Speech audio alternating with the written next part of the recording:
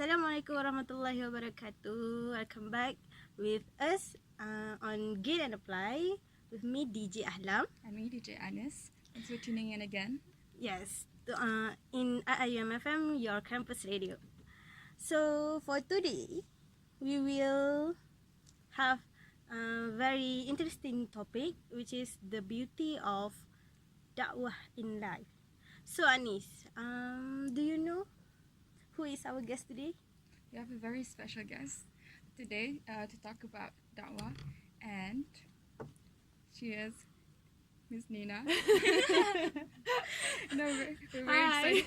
Assalamualaikum. We're so excited to have you here. Alhamdulillah, I'm excited to be here. Thanks for inviting me. This is my second time on your station. So yeah, Alhamdulillah. So we call you as Kak Nina. Yes, boleh. Okay, Kak Nina, can you tell us a little bit about your background, your current project or work? Okay. So a little bit about my background. For those of you, most of you probably know me as Miss Nina, but I also go by the name of Shazrina binti Azman. I am 38 years old, and I was born and raised in Kuala Lumpur, Malaysia, a born Muslim.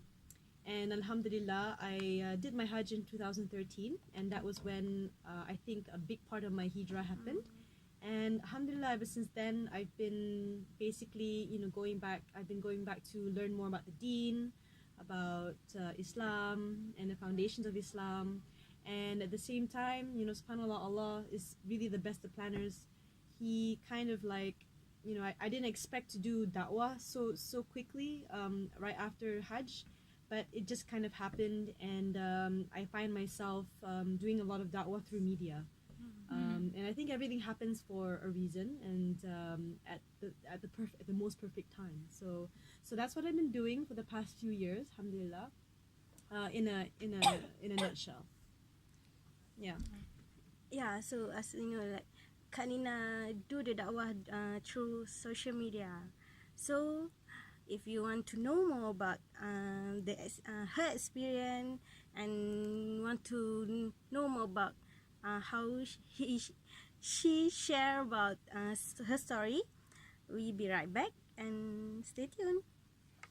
As you said before, you really fully utilize your social media to spread information and educate others about Islam. So I wonder, where do you find your inspiration from? Like, how do you decide which content to post? Okay. Yeah. Okay. I think the journey with da'wah actually began kind of with social media, but I think Dops TV is one of the big platforms which kind of propelled me into doing more serious da'wah through all media. So the inspiration, I think, definitely came when I first did my program with Ustazah Yasmin Mujahid. Before that, I wasn't really posting much online. I did a little bit like a bit of quotes here and there, but not many people really knew about the story. So when I was invited by my business partner to do the program, and then we went to New Zealand and we did the program, and it was out on TV. And I think for them as well, it was one of the first times in which they actually did da'wah program, Islamic program, but in English, which was kind of new at the time in 2014. And we didn't realize the kind of impact it made. Like, a lot of people kind of really understood where I came from. They understood my struggles, and they could relate to it. So I think because the story is so relatable, it had that connection with people. So when we realized that the impact was huge, we thought that, okay, I think we need to continue this. So we decided to continue with Dops TV, actually start Dops TV and film more programs. And at the same time, while that was happening, I was posting. So I think the inspiration really comes from a place where I really wanted to go out and learn. Like when something is real, I feel when it comes from a real experience, and the inspiration comes from there. Like, I want to go out and learn more about the Deen, about Quran, and through learning, I wanted to share with people. And so the inspiration, I think, comes from that experience of knowledge, and knowing that I have the platforms through social media and also through all social media platforms and also television, so I can actually reach out internationally and locally as well. So definitely inspiration comes from knowledge, and ultimately it comes from Allah subhanahu wa ta'ala. So alhamdulillah. So were there any challenges that come with it? Yeah. So, yeah. Well, I think with da'wah, there's definitely challenges, because when we're trying to do something good, for sure there's going to be something that's going to try to bring you down, or, you know, whether it's shaitan, or, you know, it could be, you know, people who criticize you, or it could be people who just don't want to see you succeed. So I think for me, you know, there've always been like, let's say, I guess haters, or people who are against Islam, maybe, because I do get kind of like off comments, you know, here and there, spreading hatred about Islam, you know, in my posts sometimes. And this is, you know, very rare, alhamdulillah. But however, when that happens, I kind of just brush it off, and I know that, you know what, when we think about the seerah of our Rasulullah sallallahu alaihi wasallam, you know, all of the prophets and himself as well, they were always challenged by people who were against them. You know, there was always somebody who was trying to go up against them, right? So I think it will be the same with us as well. Maybe, you know, even, of course, there's were greater challenges, right? So when we look at how they deal with things, then it makes it easier. So what I usually like to do is kind of ignore it and try to just focus on what my actual purpose is to try to get the message out. So yeah, it's alhamdulillah, being in Malaysia is not too bad. The only thing is, I find that in Malaysia, maybe it's a worldwide problem, is that a lot of people tend to be like keyboard warriors. You know, a lot of people tend to be very negative, especially within the Muslim community. I feel like there's not enough. There is support, but at the same time, there's a lot of negative support as well. I wouldn't say it's support, a lot of negativity. So I think that one of the challenges is to try to spread more positivity within the Muslim community, more of like a sisterhood, brotherhood kind of vibe, and hopefully that will, you know, make things a lot easier in terms of doing da'wah. Because, you know, I find, like, for example, let's say a sister decides to take off her hijab, and the last thing that we want is for somebody on social media to start bashing her. And that's exactly what happened. That's exactly what happens. But what we need to do is try to encourage her again and just be supportive and make lots of dua for her, because she's going through some kind of struggle. So those are some of the kind of struggles or challenges that I have in terms of doing da'wah online. And it's a reminder to myself as well that, you know what, with social media, you know, with media, we have a big responsibility to, and you guys, you know, you're all like media students, you're all communication students, and, you know, it's a very powerful tool to spread what we need to spread, which is the beauty of Islam, right? So those are just small things, but other than that, I think alhamdulillah, Malaysia is a beautiful country, and we are free to practice our deen, and I think that's a very big blessing. So yeah, not too bad. The challenges actually. Yeah. I mean, like, how we act really, like, portrays, like, what Islam is. So, like, Yes. yeah, when you attack someone for just taking off her hijab, then, like, it just creates a negative image of Islam, right? It does. Yeah. Actually, I think a lot of non-Muslims also realize this. I just want to share an example. You know Sinead O'Connor? Okay. Oh yeah. Okay, maybe it's not your generation. The musician. She's right? she's an Irish musician. She was very famous in the 80s and 90s. Her biggest hit was Nothing Compares to You. You can Google her. So she reverted to Islam recently, alhamdulillah. She has a Muslim name, and I can't remember right now what the name is. And there was another Irish vlogger that was talking about her change, and he absolutely supported her 100%. He's like, you know, whatever she wants to do, as long as it makes her happy, we support her. But then he mentioned that when looking at all the comments from all the different platforms, he realized that a lot of the negative comments came from the Muslim community.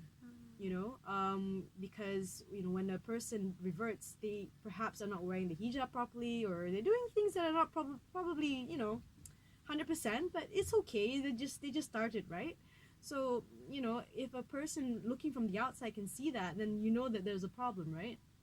But alhamdulillah, I think there are a lot of people, a lot of Muslims who are very aware of this. Inshallah, like all of us, inshallah, may Allah make us steadfast in that. To remind each other that, you know what, let's stop judging, let's start supporting, and let's really be a support system for each other online as well. Like, you know, like how we have our support system, like our good friends here in maybe in university, at home. You always have those friends who remind you of Allah and who are always there for you, are positive, and you know, somehow or other they help lift you up as well. Similarly, I feel like we need to have that online as well, through doing da'wah. We need to have that online connection where we are constantly supporting each other.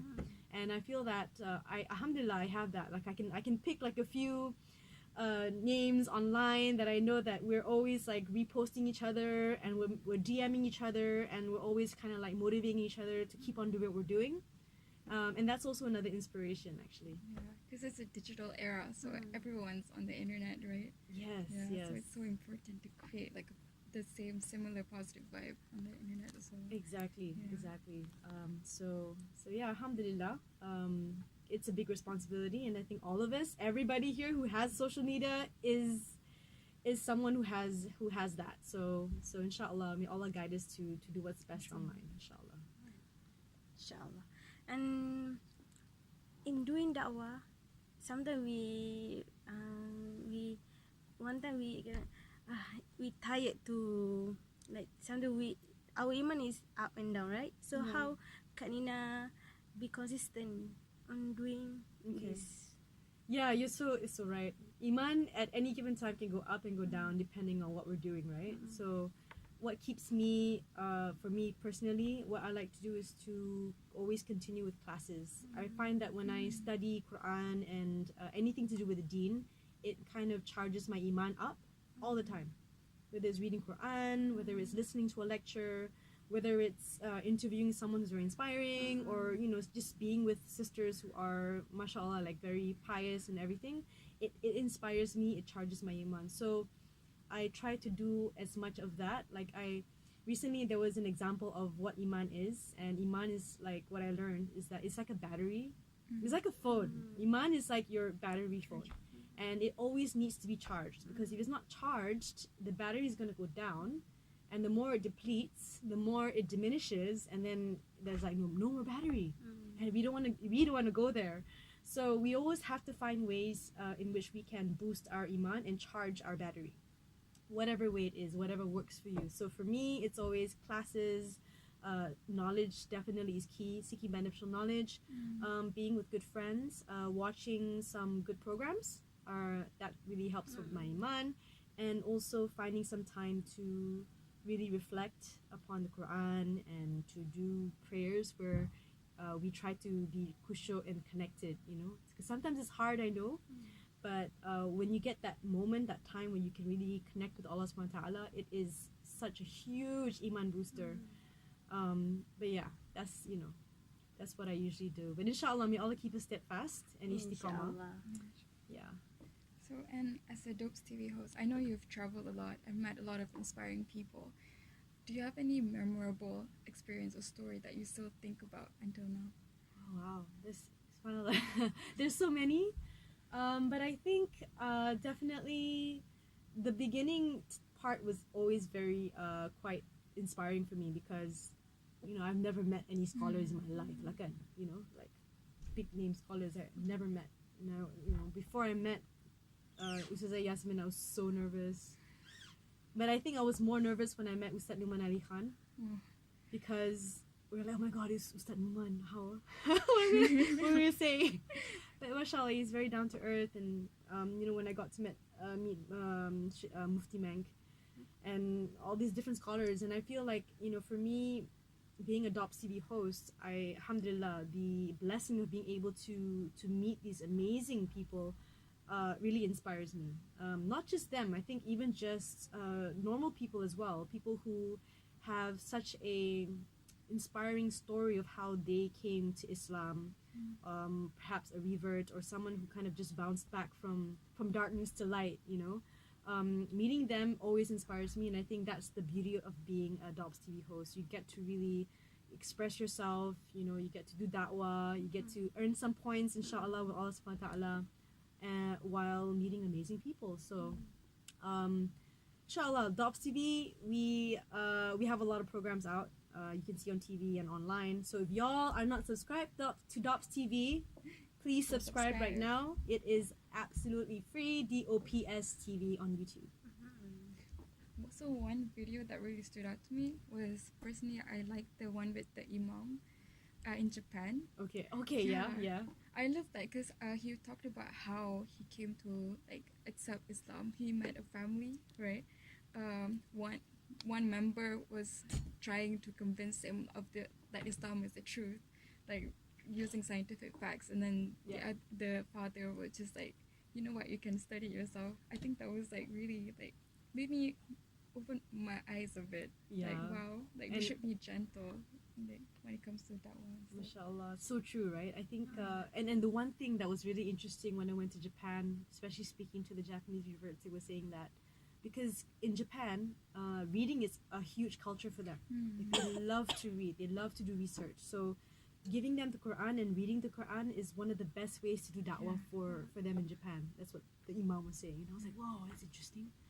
You know, because kadang-kadang, like, if you want to give a Quran to someone, sometimes they won't read it. Maybe for them it could be a video or just something else that works for them. But at the end of the day, I think it's the Quran that really moves people.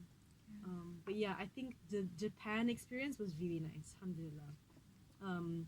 I met one girl who's only like, I think she's in her late teens, early 20s, and she's the only one who reverted to Islam. And her biggest dua is that she wants her whole family to be Muslim. But inshallah, hopefully that happens. So, when you meet people like this, it reminds me that, what, we should be grateful for the guidance of Islam, because, it's like, subhanAllah, everybody has different struggles, and we get to really appreciate this life journey of each person, and then you reflect upon yourself, and you're like, okay, mashallah, like, alhamdulillah, I should be grateful, I should do more, I can do more, Yeah.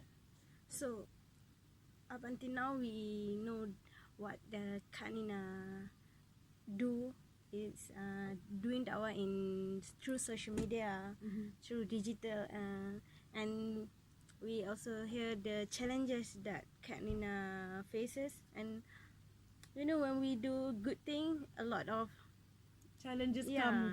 Yeah, that's true. Yeah. Also, another challenge I find, which me and my partners like to talk about as well, is how do we make Islam through media look cool?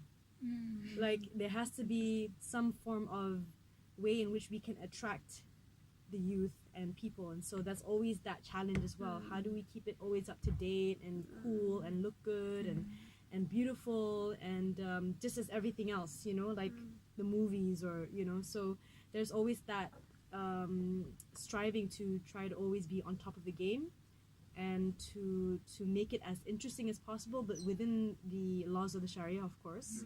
And I think that's one of the challenges, but it's a good challenge. It's also I think challenging because the Western media portrays it as Differently? something negative. Like real terrorists and stuff like that. So it's very hard to like make it attractive, right? Well, that's the thing, but we can, and I think in Malaysia, alhamdulillah, like, a lot of people are doing it right now, and I think one of our big responsibilities too. We can see so much media overseas are showing negative image of Islam, but we can show them differently, and we have the means to do it. So, inshallah, we'll continue to do that. Yeah, inshallah. Yeah, inshallah. So we be take a short break, and we'll be right back after this. Okay. Have you ever like felt doubtful of yourself, and when you have, like, how do you deal with those negative feelings and thoughts? Okay, I actually bought this, like, it's like a print of, like, on this cloth that I found a few years ago. It says, I am good enough, I'm smart enough, and I don't know what's the other one, but it's like like something to remind me that, you know what, I am, because it's all about positive self-talk. And I know what you mean. Sometimes we feel like, oh my gosh, can I do this? am I able to do this? You know, or sometimes you get nervous or you get worried whether you're able to do something. And for a lot of the time, I think it limited myself into what I felt I was able to do. But you know, what I do to try to challenge this, not even challenge, kind of change it, is that I try to have more positive thinking. Every time something negative happens in my mind, I say A'udhu billahi minash shaitanir rajim, and it kind of just switches the mode a bit. And then I think to myself, and I always make dua to Allah subhanahu wa ta'ala to help me, because you know, at the end of the day, we're not able to do anything, even breathe, even speak, without His permission. So you know, if I feel like I'm weak and I need to do something and I need His help, I ask Him. I say, Ya Allah, I need to memorize this verse of the Quran. Please help me. Put barakah in my memory. You know, grant barakah in my time. Please help me, because I need you. I am unable to do anything if it's without you. So if it's not without you. So I think having that dua and also turning to Allah subhanahu wa ta'ala, it helps me believe in myself, because I know if Allah is with me, I can do anything, inshallah, but I gotta put in that effort. So yeah, positive self-talking as well. So I think that's like a psychological thing. So instead of thinking that the glass is half empty, we have to think that the glass is half full. And we have to keep telling ourselves, you know what, I can do it. I just have to work harder. I have to strive harder. And inshallah, you know, with that and Allah's help, the dua, it will happen. Yeah, so you just have to go for it. Just go for it. Don't be so hard on yourself, you know, because if you keep telling that you can't do it, you're never gonna do it. Because it's just all in the head, right? It's all in the head. Yeah, we create all these scenarios which will never happen anyway. Yeah, maybe. Yeah. And then, like, you know, we waste a lot of time thinking about it, and there's no action done. Yeah. You know what I mean? So it becomes unproductive. Exactly. Yeah. So I think most importantly is to make dua to Allah, and then tie your camel and just put in the effort, and inshallah it will happen, and you're gonna be okay. Even me, when I feel I can't do this, I always put my hand to my heart. Inshallah boleh, inshallah boleh. Betul, inshallah. He Subhanallah. change because our brain make we can't. So we need to change we control what, so it can change our brains. Yeah, subhanallah. It starts from us being aware about it, right? Like, you have to be aware that these negative thoughts are coming, or they're happening. So the fact that you say some kind of dhikr, or you say something else to kind of switch the mode, alhamdulillah.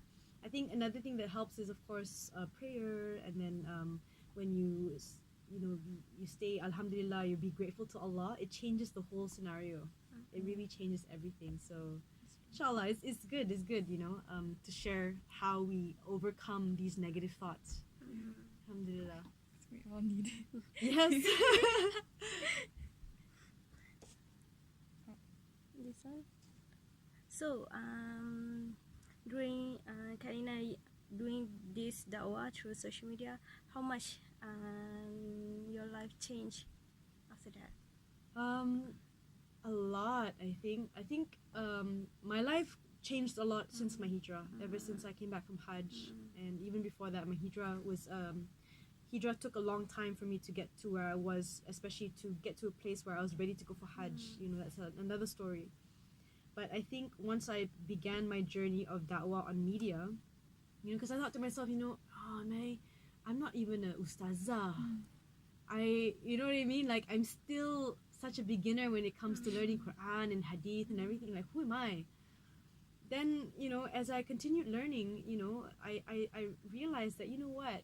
When we're learning Quran, all of us are we're not messengers, but we have a responsibility of actually sharing. Even if it's one ayah of the Quran, is sharing. Even if it's a little bit that we know, we have to share. And knowledge is something that we need to not just retain, but to practice in our lives and to actually share it with people, because we will be asked about it. So I find that having social media and doing da'wah through social media is a blessing for me, because I get to share the knowledge that I've learned. Because if I didn't have the social media, I wouldn't know. You know, like, the next person next to me will be like, can I tell you what I learned today? Because we need to share, right? It has changed my life drastically. I feel like it's a big purpose, and it's a very I pray that inshallah, for Allah to keep my intention sincere, to really use it for His sake, to be able to do that, and to hopefully show the beauty of Islam so people can love Allah more and get closer to the deen more. So I think it starts with the intention, and it's gonna be a lifetime thing, inshallah.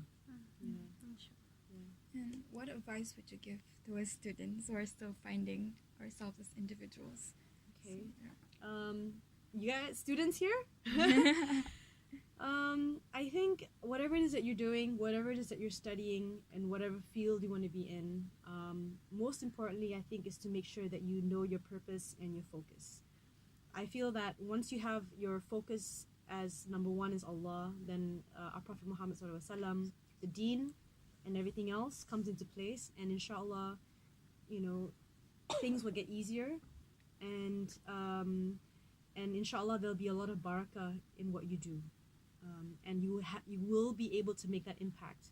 I think it's important to always think about what is the kind of impact we want to make on society, to the ummah, to our communities, with what we're doing, because then it gives us a deeper purpose, and inshallah we will also, as students as well, you also get the ajr, you get the reward in dunya and akhirat as well. Might as well strive for both, right? Inshallah. Yes. So, can you share tips on how we can use social media in a good In a good way? Okay, I just want to say one thing, okay? Definitely, as students, I'm sure you know that plagiarizing is definitely a big no-no. It's like cheating, right? I feel, this is just my opinion, that in terms of social media, it's so important to really kind of let people know who it is that you're reposting, or if you are copying and pasting people's words and all that, to who you refer to. So because I understand how difficult it is to write something that's inspiring, and then somebody just takes your words and just says that it's theirs. So I think there's also plagiarism on social media. So always make sure that you refer to who the source is. So that's just like basic social media. But at the same time, when we are posting something that's got to do with Quran and Hadith, just to make sure that you've got the right sources. And if ever you don't, you're not sure, always refer back to the Quran and Sunnah, and to your teachers or sources where it is authentic, and they can help you find out whether it is authentic or not. So those kinds of things are very important, I think, for social media, referencing to the right sources, and not stealing people's words and things like that, and creating fitna. So that's very important, I think. Number two, try to avoid, this is another tip. If you want to have more positivity in your life, try to unfollow the people that makes you negative. Okay, all of us are humans. We like to scroll through people's profiles, and sometimes we end up looking at people's profiles that we actually don't really like, but we still look because we're just interested in their life for some reason. But it brings up that negative thing, so if you can, just delete, because what is the point of doing that, right? So try to follow people and organizations and things, and people who you feel are inspiring, who actually make you feel good. When you go to their page, you're like, oh, okay, you learn something, or you feel good, or something else, or you want to be like that, or you want to be motivated, that's good. But if you go to someone's page and you're like, oh my gosh, look at her, no, that's like a big red flag. Just delete, okay? And it'll make your life so much more cleaner, easier, more positive. It's just a practical tip, yeah, which I've tried. So yeah, and to social media, definitely always think about if I'm what I'm posting, is it going to be beneficial to people, or is it going to be something that's not going to be beneficial? Of course, it's different if you are, if somebody hires you to, do a post. If it's like a branding thing, it's a different story. It's work. But still, is it going to make the person feel good, or is it going to make the person feel bad about themselves? You know, because I think that's what social media does. It makes you start comparing yourself with other people.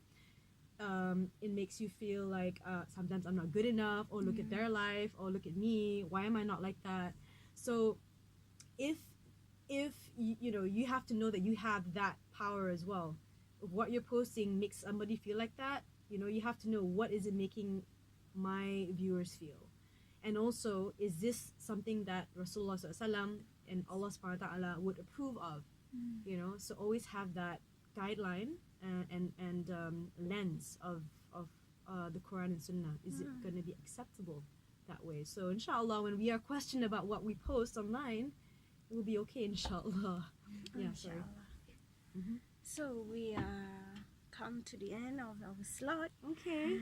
So Yay. before we end, I just want to say thank you, because I feel like I've learned a lot from you. Alhamdulillah. Yeah. Alhamdulillah. Thank you so And I feel, thank you so much for giving me the platform as well to talk about a little bit about what I'm doing, and I pray that Allah subhanahu wa ta'ala will give you all the success and, you know, grant you all that you want for dunya and akhirat, inshallah, and may Allah make it easy for you, whatever it is that you're doing right now and whatever you're going through, inshallah.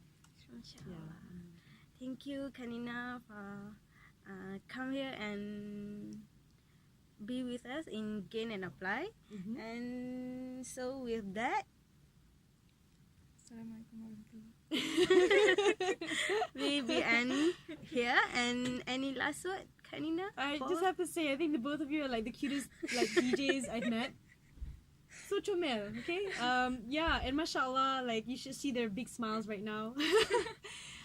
So yeah, I guess last things, please don't forget to invite me again. I'd love to come and share, inshallah, and to follow my online platforms. If you haven't been following me, it's official Ms. Nina on IG, official Ms. Nina on FB, Ms. Nina 1780 on Twitter, official Ms. Nina on YouTube. I have my own YouTube channel with my vlogs, and also Dops TV, which is on all platforms. So please follow and please share the hair, inshallah. Inshallah. Okay, so with that, we end our slot with Assalamualaikum warahmatullahi wabarakatuh. And Waalaikumsalam. tune in again with Iium FM, your campus radio.